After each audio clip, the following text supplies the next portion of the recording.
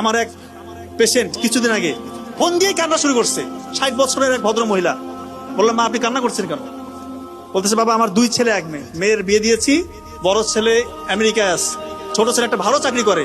আপনাদের আঙ্কেল মানে আমার হাজবেন্ড 5 বছর আগে মারা গেছে। এখন আমি একা থাকি, ঢাকার একটা বাসায় উনি একা থাকে। বলতেছে, বাবা আমার রাতে ঘুম আসে না, মনে হয় আমার ছেলেটা যদি আমাকে একটু জায়গা দিত।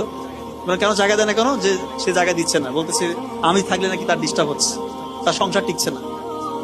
কেমন কথা বলতেছে? বাবা 4-5টা বছরের এই 10টা ঈদ আমার একা একা কাটছে, একা একা।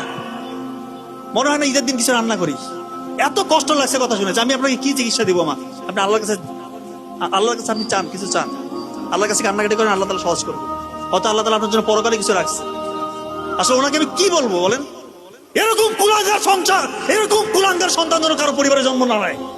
ওটা কুলাঙ্গার সন্তান, এরকম সন্তান আমরা হতে চাই না।